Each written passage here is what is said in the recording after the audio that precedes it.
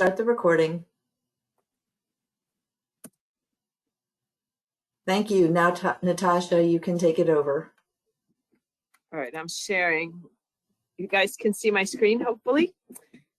Okay, so let me just run down this really quick. So for the past few years, we have done the camp applications as a basically bastardized version of our website that was maybe not transparent to everyone, but it was very much of a Band-Aid fix on the back end. So later this summer, early fall, we will be transitioning to a brand new database that is going to be built on the Salesforce platform.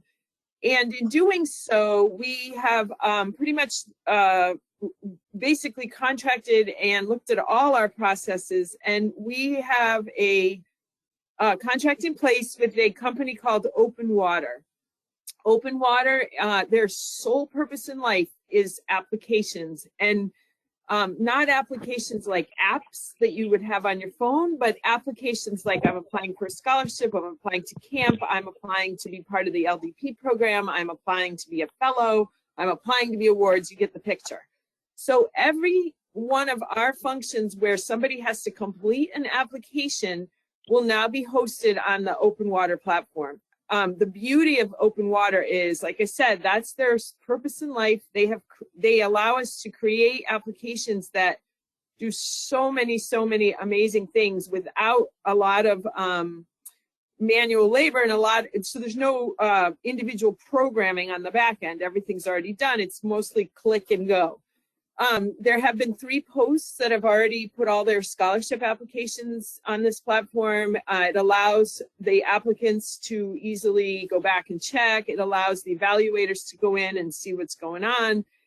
There's also a lot of functionality that we haven't even touched on. You can eventually collect money through this, and you can, which we're going to do here, is when you select your winners, they go to the next round. Anyhow, there's a lot of functionality. So you will see that there's a brand new format for applications this year, and there will be a brand new format for you to evaluate the applications this year. One of the things that, but what's happening is our new database will not be ready till the summer, fall, late summer, early fall, but Open Water we contracted with back in March of last year. So we decided that's such a powerful platform that we're going to use it already. So it's not automatically connected to our database, our current database, but all the data will be stored in Open Water and we'll just migrate it into the database. However, what that means for you all is once we're fully connected, so next year, you will only have to sign into your SAME account and you will be able to access all of this with a single sign-on. You won't have to do 2 accounts. But since Open Water right now is standalone, everybody has to have an account in order to access the applications, in order to evaluate the applications and what have you. All the campers have accounts now on this platform. They've put in their applications on this platform. And all of you who are on this webinar today, and that's why we asked for your email and your post, after this webinar, so by probably tomorrow afternoon, you will all receive emails from Open Water stating that you have been assigned as a judge. The Open Water calls all evaluators judges. So it'll say that you are assigned as a judge for the camp applications, at which point they will provide you a link, and the link will take you either to a login page where you have to set your password, which I'm pretty sure that's what happens, but eventually you will end up here. So this is our camp landing page. The campers who come here fill out this because they need to create a new account. However, you guys, like I said, will have already been entered into the system. So you will have login information. So when you come to this page, you will log in.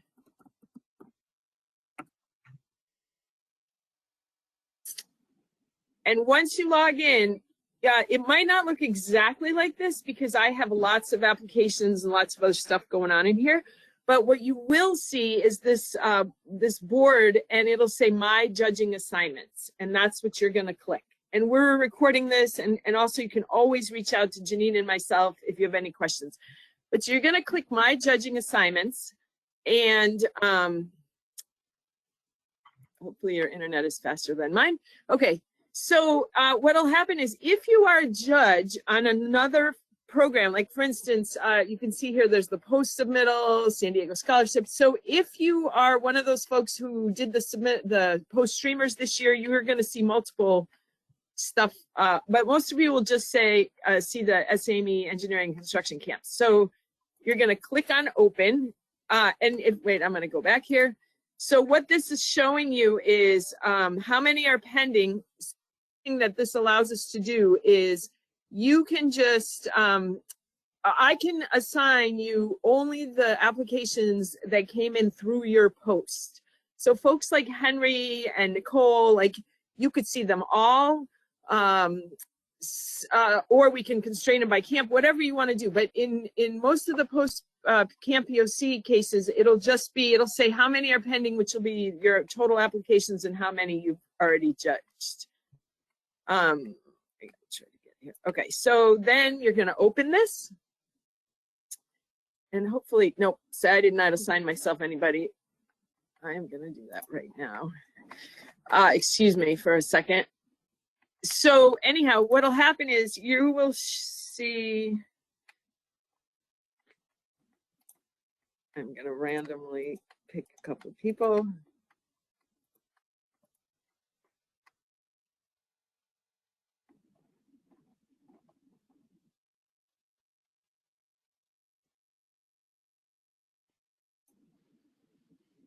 Okay, so I have been assigned these three applications. So you see here their names. You don't have to worry about that number.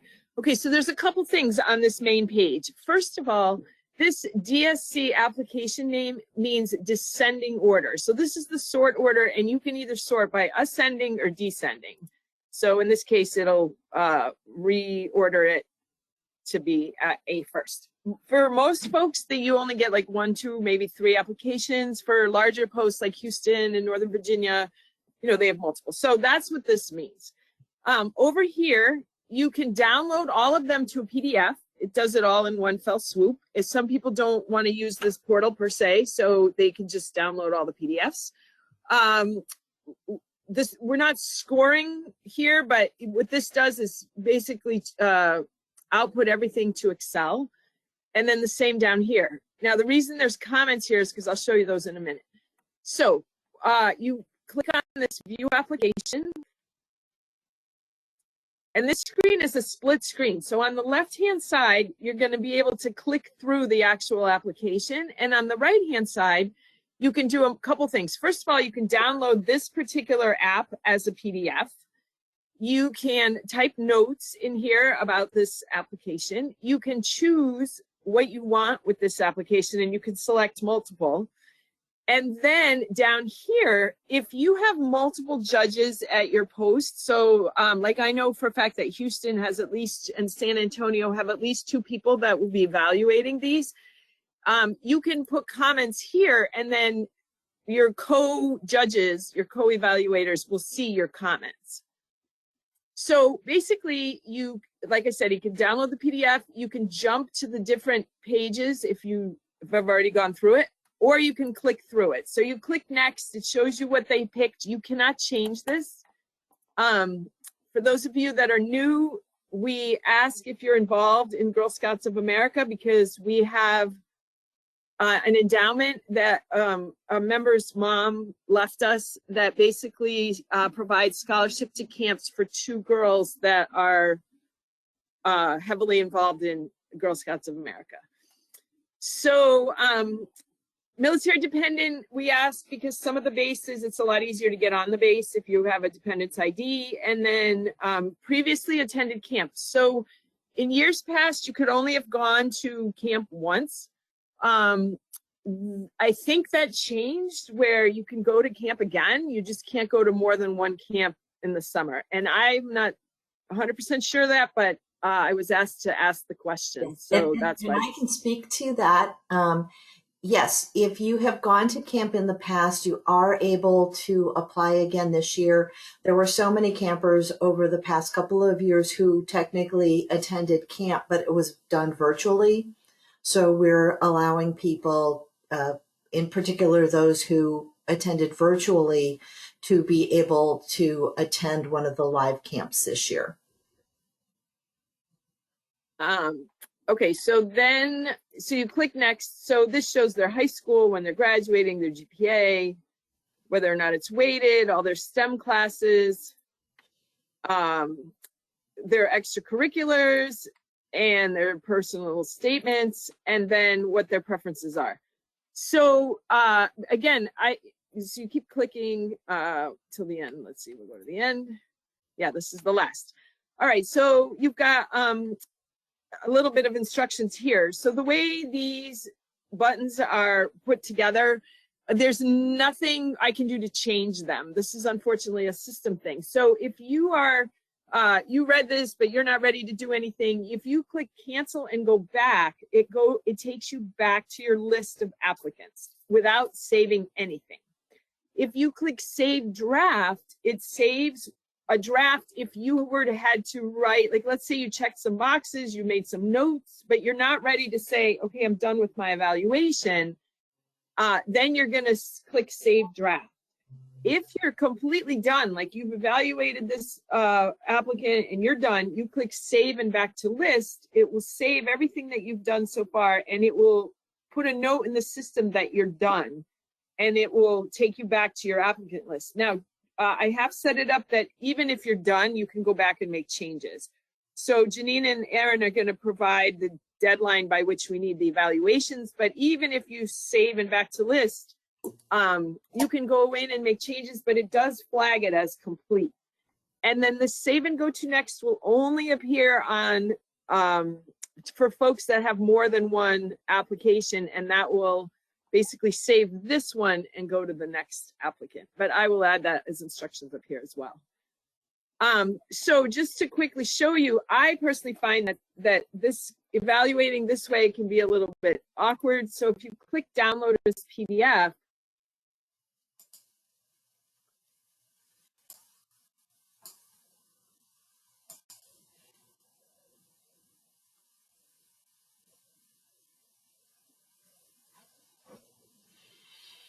this is what it looks like, the PDF. So it tells you, you know, their information, and then here everything is in a tabulated form, and then down here it tells you whether or not they're applying and in what preference. So, you know, it's up to you how you want to do this, but I feel like this is a lot better. You can go download the PDFs, figure out what you want to do, and then you just can go back in here and then select what you want to do with these candidates. And up here, you can make any kind of notes that you want about your specific candidates. So that's about it in a nutshell. If anybody has any questions, I'll be happy to answer them. Yeah, this is Jeff out of the Huntsville Post. If we have multiple applicants, just like you did for that example, say 3, we are only then to submit 1, right, per post? Is that what it is, or what? That I don't know. Janine and Aaron? Can you say that again, Jeff? Well, as an example, so it's, using this example, there were 3 applicants. Say our post had 3 applicants, and you know we racked and stacked them. In the end, are we only submitting to you 1 that is our selection, or what? We're doing a 1, 2, 3, or what? No, so what you do is you would select your primary camper, and you could do one primary for each camp, and then you do your alternates for following up. Okay. That's one too, where when you've got your alternates, so say you've got a primary at Scott Field, and then you have 2 alternates for Scott Field also. I would select alternates, but it's my understanding that we can't select alternate 1, alternate 2, alternate 3, right, Natasha? Well, that's, can you guys hear me? Am I off mute? Yeah. Okay, so this is sort of like why we're having this webinar. The whole idea is, as one of my colleagues says, we're building the plane as we fly it, which is an absolutely terrible analogy because nobody would ever want to do that. But the point is, like, I've made these check boxes. So like for this specific person, you say, we're not sponsoring them, or this is our primary Army alternate. I mean, I can add alternate 1, alternate 2. I can do whatever it is that would make life easier for you guys. If you want, we can have a final, we can have another box here that says, you know, of my multiple applicants, this one is one. You see what I mean? Because there's 2 different cases. There's posts that only have 1 applicant. There's posts, unfortunately, that have no applicants, but Erin has a way of equalizing that. And there are posts that have like 3. So if you guys need a field, an extra field, a text box field, a check field that says, this applicant is one of 3 or one of 2, I'm happy to add that. I'm wondering if it would be easiest if you have a checkbox on there that says, you know, it's a alternate for multiple, or an alternate for a camp, you know, specific to a specific camp, but then just have that text field, because it's a handful of posts that are going to be having that situation where they have multiple campers that they need to rack and stack. And so typically what we would do in the past, Jeff, people would just send me an email and say, here's our primary candidate, and then here's the list of alternates and for which camps, and then in the order they want them, and then based on space, we can try and fill them in. Part of it is understanding the acceptance process, the review process. So once everything closes and the directors are reviewing the list of sponsored students, they'll review the list of primary candidates first. So those are the top 1. That's why each post is limited to just 1 primary per camp. And so they'll review those first, and then based on space availability, they'll go through and they'll look at the alternates and the no post sponsors. So I'm trying to think of how it would be easiest. If we did just a text field on this, Natasha, that wouldn't necessarily tie it with the specific camper, would it? So maybe we do need to do the tags for alt 1, alt 2. Can I also say that I was listening to Jeff's question in a different way, because he was asking how many, to me, he was asking the question, how many campers could a post sponsor? And the post can sponsor multiple campers, but it's very unlikely that, let's say you had 3 friends and they all wanted to go to the Army camp. It's very unlikely that all 3 would get selected for the Army camp because of the way we try to diversify things, allow selections from across the country, things like that. Now, if you had you had 3 applicants and 1 wants to go to Army and 1 wants to go to Marine and 1 wants to go to Navy, there's nothing to stop your post from sponsoring all 3 of those campers. I can share my screen now to show people the timeline for the applications. Yeah, before you even do that, Janine, I think maybe what we should do, because of the complexity of this, right? Maybe what we should do is, so for instance, Jeff, if you went into this gal or guy, I didn't see who that was, for application, and you decided, okay, we would sponsor him to Army as a primary, right? And that's what you checked. But if he didn't get into Army, we would be willing to sponsor him as an alternate to the Air Force Academy. So you checked that as well in his record, right?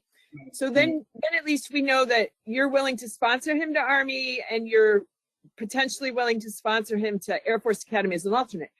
I still think for this year, it may be worth still instructing everybody, Erin, to send you an email with, these are my top 3. We will sponsor this guy to Army, but if they don't make it, we'll sponsor this guy to Air Force, because some posts might say, we're going to only sponsor 1, and here's our rack and stack of order where we want to do that. And other posts are going to say, we're going to sponsor up to 3, and here's our, you know, this is all our stuff.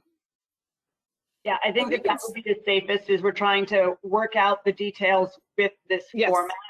Yes. That way we've covered everything.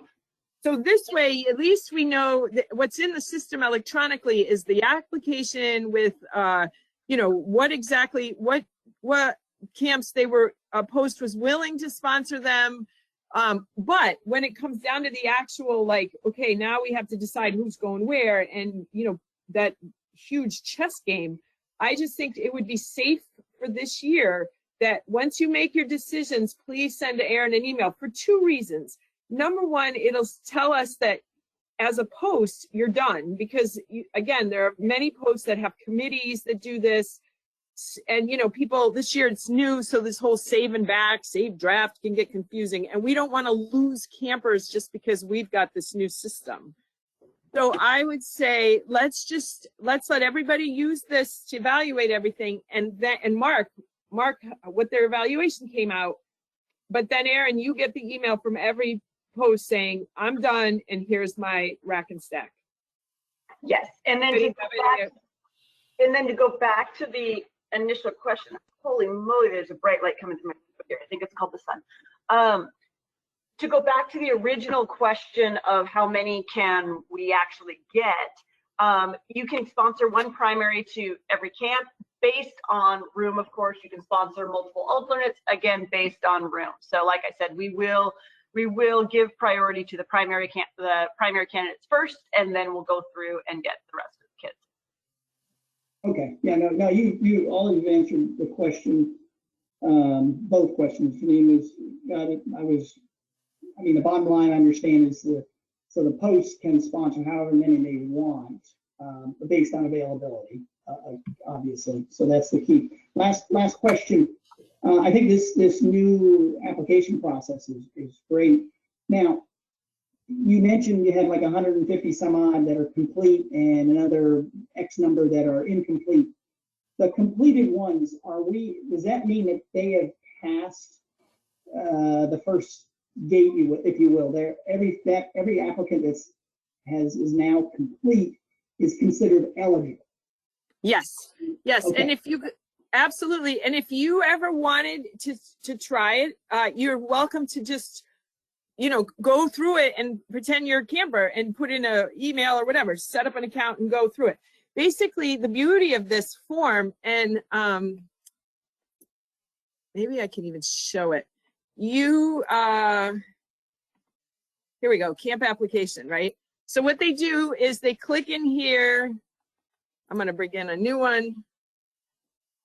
So they ask, are you a U.S. citizen? If I say no, when I go to save and next, it says, do the location, blah, blah, blah, blah, blah. You must be a citizen. So it won't let you continue. Okay. Do you have medical insurance? No. Okay, then it'll say something else. You have to have medical insurance. Okay, so it won't let me go. So the bottom line is you cannot get past this page. Like, are you going to be at least 15? Will you start sophomore year, whatever? Now, could you lie? Of course, but you know, in the end, you say, no, I read and understood and whatever, COVID, you fill in all your stuff. And then these you can say yes or no, but that first eligibility application basically kicks out anybody who's not eligible. Okay. And then it keeps on going. That's good. Okay. And then the other thing is, the beauty of this form is, so if you, let's say you don't fill out your essays or you don't pick a post or something, you cannot submit. What you can do is you can save, and that's what makes you incomplete. So, I mean, for you guys, it's not relevant, but in all the years past, someone on SAME staff had to go through every single application and be like, did they fill everything out? Is everything there? And then we would mark it as complete. So it was a human who, first of all, could make mistakes, and second of all, had to take the time to go through all the apps and then say, yes, you're complete, and then send them a note. Whereas now, the minute they submit, it means that they filled everything out. And now the only thing you guys have to do is to see what it is that they wrote. There's no more like, you know, did they forget this? Did they forget that? So that helps us tremendously on our end. And you don't have to worry about whether or not they're eligible. Natasha, we do have a question in the chat. Okay. If my post expressed potential support of 2 campers, how many evaluations should I expect? The thing is that these are, if I understand the question right, these are 2 different questions.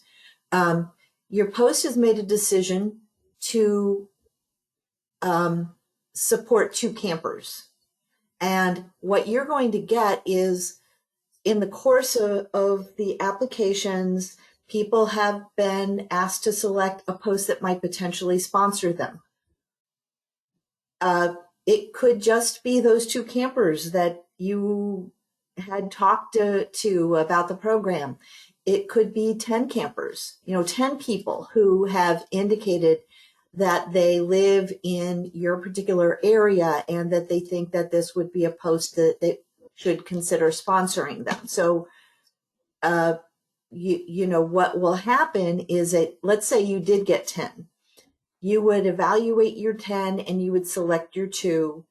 But then Erin, her job is to take those other 8 people who want to come to camp and connect them with another post who might be able to sponsor them. Okay. Well, and the flip side of that is, just because you said you were going to sponsor 2, if no kid, I mean, we definitely have posts in there that nobody has selected them as potential sponsors. So at the moment you have no applications, but like I said, and Janine said, Erin definitely tries to get kids that are qualified, of course, that are not sponsored, because like Nova has, I don't know, 12 applications. So, and let's say let's say out of those 12 applications, 6 are highly qualified, but they only sponsor 3. Well, then she'll try to find sponsors for the other 3. And also what we do is kids will be accepted to camp oftentimes as an unsponsored student. And part of their acceptance notification is to say, you are currently unsponsored. We will continue to work to find a sponsoring post to help you out, but expect that there is a chance you will be paying fully on your own. That's a good way to kind of flush things out too. And then I always find out kids that are in really strong financial need for it. I tend to move those kids up, where other kids will be like, I don't need a sponsor, I'm totally fine. So that way we just try and connect those kids. And one thing I don't think we've mentioned yet that is really important, as the post, once you've made your selections, please do not notify the campers that they have been accepted.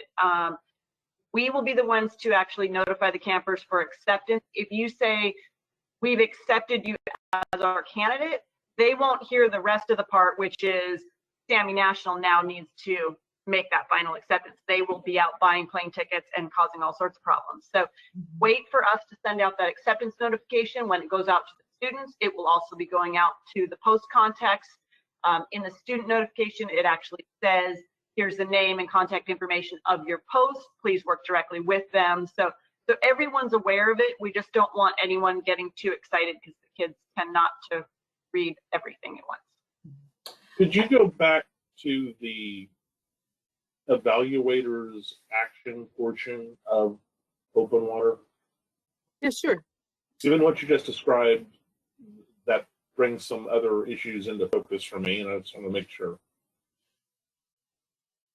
Because what I'm hearing again, and it's horrible to operate in hypotheticals, but if we do receive 10 and my post has given me instructions that we're going to have supporting 2, we're still assigning those other, we've got number 1 and number 2, 3 through 10 are still going to be assigned to a camp as an alternate, or well, so okay, so this is the, wait, can you guys see my screen still? No, Yeah. I switched off. I was showing a different Oh, okay. So, you can go ahead and let me, I had to make you a presenter again. Okay. So basically, this is the thing. Okay, let's say you get 10 applications. I'm going to tell you from experience, you are going to see some that are amazing, right? These kids are great, definitely qualified. You're also going to see a few potentially, that are like ridiculous. All right. They, one guy one year told us that he has no interest in camp, but he's a gamer and his mother is making him apply. So, the point is, so out of the 10, if all of them you feel like are qualified, and in a perfect world, if you would be willing to sponsor all of them, right? You pick your primary, like I would sponsor this one to go to the Air Force camp, this to go to the Army camp, this to go to the Navy camp. And then you could pick alternates and then rank them. Like if this kid can't go, this kid, I mean, you can rank as many as you want. Okay. The point is this: in years past, again, because we've had 2 years of COVID, so who knows? The Air Force Academy camp is unbelievably popular. So we've had, let's say 40 slots. I mean, in the past we had 96, but I know for a fact we don't have 96 anymore. But let's just say we have 40 slots and 100 kids that posts are willing to sponsor to go to that camp. The final decision is from the camp directors of the Air Force Academy. So what they're going to do is they're going to get those 102 primary sponsorable children from all the posts. So Aaron compiles it all and sends it to them. And then they're going to pick their top 40. And then we send out acceptances to the top 40 saying, you guys are in. And inevitably somebody says, I can't make it, I'm on vacation, my mother said no, whatever. And so we get a few drop out, in which case, we can backfill. However, all those kids then that didn't make it could potentially go somewhere else if they're an alternate somewhere else. So that's why I'm saying there's so many different nuances here. So when you're evaluating a kid, let's go back to Catherine, right? This unsponsored is pretty obvious. No sponsorship. So you read through this and you're like, but let's say they're your Army primary. You can also designate this one as an Air Force alternate, Marine alternate, like this. Let's just say they want to go to all these and they're great kids. You can pick multiple here. Okay. But then in the end, when you send your list, like let's say you had these 3, right? And you said this is what you want for them. When you go back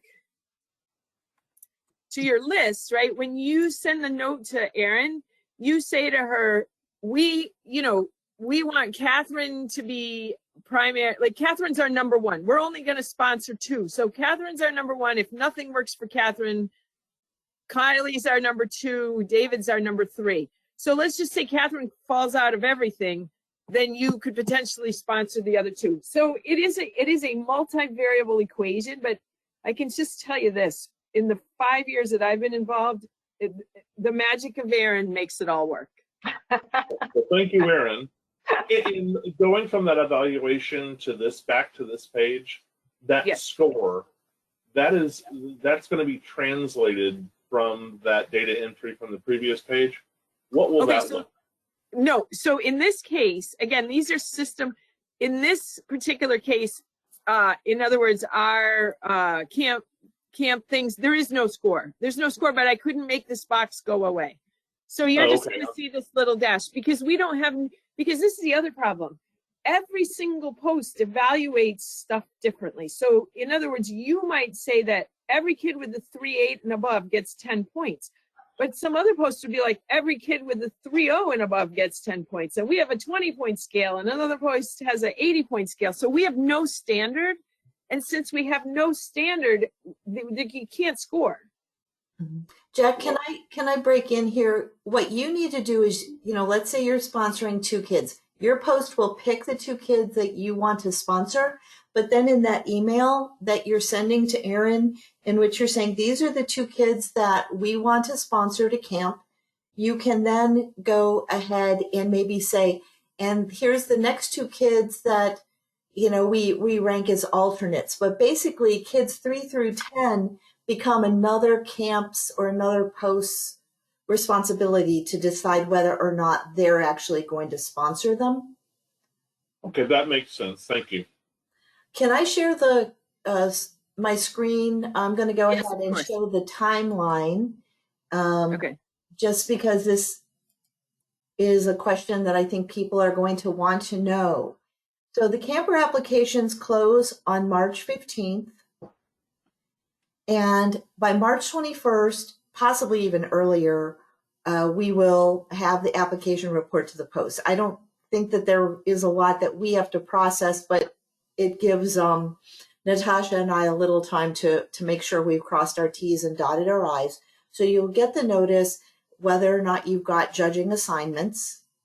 And then you've got about 10 days or so to read these things and select the campers that you're going to sponsor. But remember, do not go to those campers and say, hey, you're going to camp, we're sponsoring you. Because for the example that we've already mentioned, if a camp is really popular, there might be more kids who want to go to that camp than we can accommodate. And so Erin's going to be going through and saying, hey, you wanted to go to this camp as your first choice. Would you be willing to go to your second choice camp? So we're going to be spreading things out.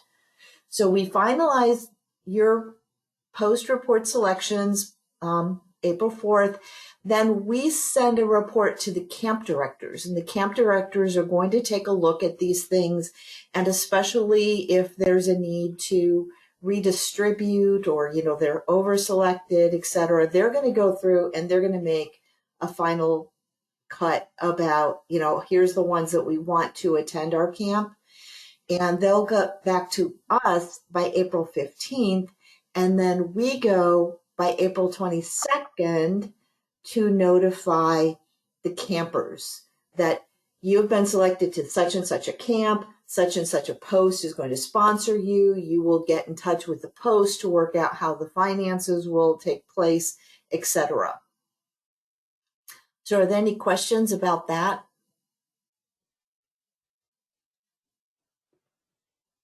Past the post-report selection April 4 deadline, certainly I will, my understanding is I will remain in the know, but there are no activities required of the post contacts at that point, or are there?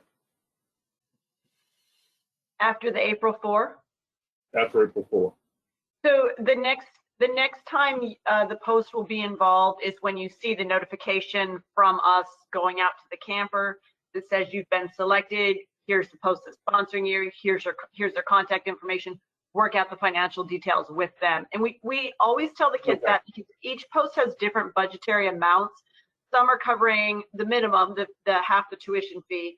Others are covering full tuition plus travel or variations of that. And so we don't ever want to overstep and promise the kids something more and then have the post be like, yeah, no, we can't afford that. So we promise them the minimum, and then you guys get to be the good guys and tell them the exciting news. So April 22nd, we clear the embargo, and we can reach back out to the selections. Do we need once you see that from us? Yes. Okay. Is there any need for us to contact campers with bad news? I'm not seeing that yet. Nope. We take care of that as well. Okay. This is all starting to come into focus, so thank you. Mm-hmm. Clear as mud, right? It's yeah, probably just dirty water at this point. I'm optimistic today. Thank you so much. I didn't mean to interrupt. Good.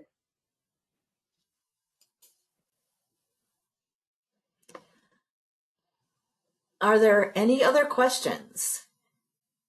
And always remember that if a question does come to your mind, you can contact me. I'll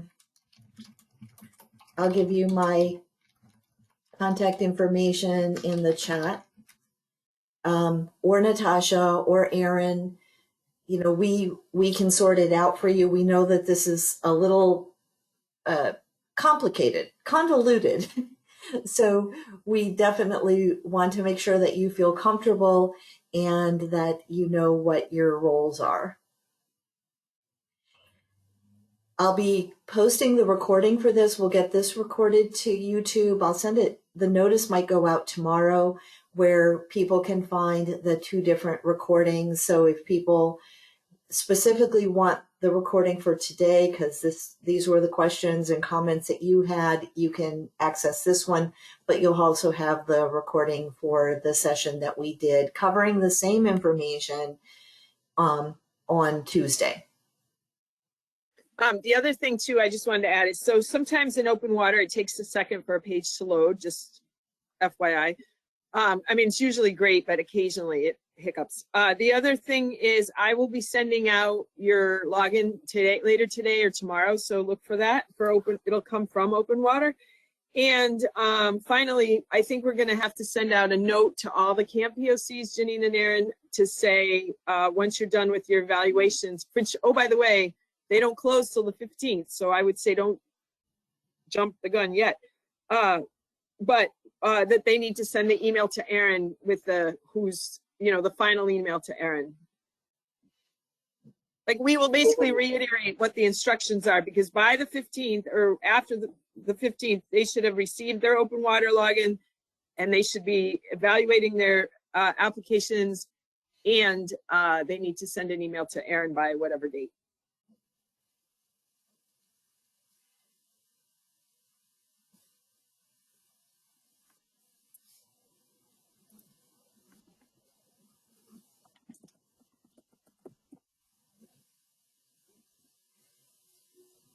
Okay. So if there I are have a no question about the open water system.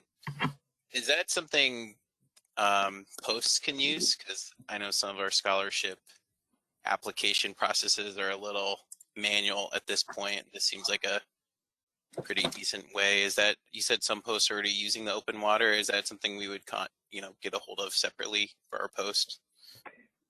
Yes, absolutely, Joel.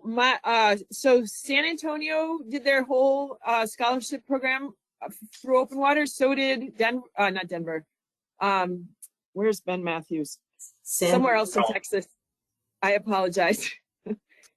Dallas, Anchorage, San Diego, and first one, San Antonio. So this is what happens. If you want to do your application on open water, you need to send me your current PDF or whatever it is that you use for whatever it is that whatever your application is right now. If you send it to me on paper or via email, I will set it all up in open water, and then you can go in there and test it and play with it. And then when you're done, so there's two ways. You can throw it on your post website. You can put it on the national website, whatever you want to do. Great. Yeah, I know we've had some comments of our scholarship is hard to find and it's PDFs and updating PDFs and getting students to download PDFs and edit PDFs. And I think this. And then scan or send them. Yeah. Just send me the Word docs. And yeah, it's all sorts. Like you said, there's some really good ones and there's some really bad ones.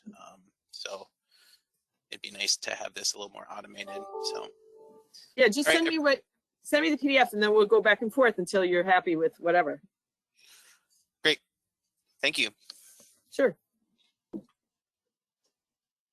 Okay, well, if there are no other questions, I'm going to stop the recording.